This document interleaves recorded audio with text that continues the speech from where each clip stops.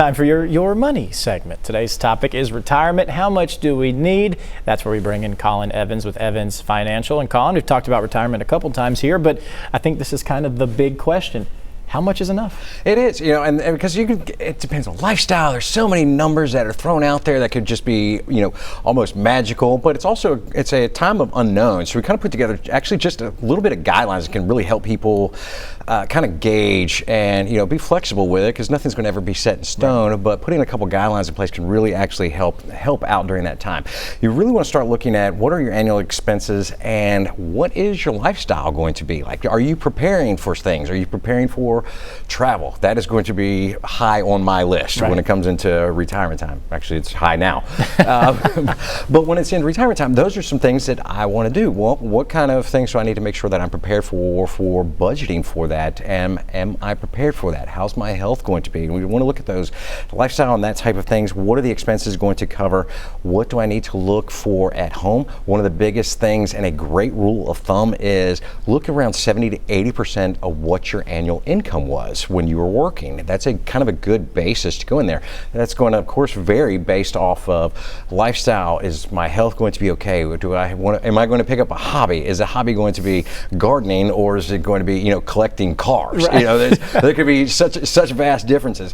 You have to look at longevity and health. Fortunately, as humans and as a race and species, we are living longer. As health is getting better, sometimes when you go into retirement, people pay attention to it a little bit more. They might start walking or exercising, and you have to plan for retirement being, that could potentially be a 20 to 30 year span. Yeah. So it's a good thing to keep that kind of stuff in mind. And when you're paying attention to that, pay attention to healthcare. Is that something that I might want to look at, long-term care or things of that nature that could possibly supplement anything that I need from the healthcare perspective? And finally, we want to walk into is what are those sources of income and withdrawal rates? What we mean by that is, some folks are blessed with pensions, and that's a thing that's kind of the past, so we don't really see too much of it anymore, as that generation in retirement now has that. But as they're going into that with pensions, you have Social Security. What investments am I starting to pull funds out of? For the longest time, a withdrawal rate of 4% was kind of also a good gauge, saying you retired with $1 million, I can withdraw at 4%, that's $40,000 a year. However, now with the way that costs have gone up, inflation eating at everybody's pocketbook these days, those numbers have actually gone down to about 3.7 to 3.8%, just to kind of conservatively take that figure and make those funds last as long as possible. So we just want to get a couple ground rules that can really help people, just as a gauge. If you're nearing that window into the retirement time frame, these are just a couple rules that we want to look at and just use as kind of some parameters to go by.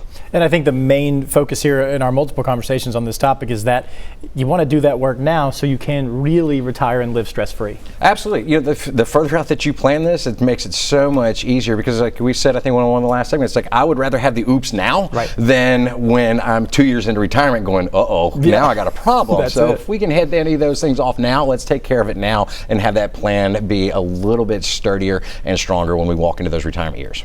Quickly, anyone needs help from you guys, or they have a suggestion for our next topic, what do they do? Absolutely. You can shoot us an email at info@evansfinancial.com, or find us on the web at evansfinancial.com. Colin Evans, he cares about your money, and we also care about your weather. Patrick Dennis.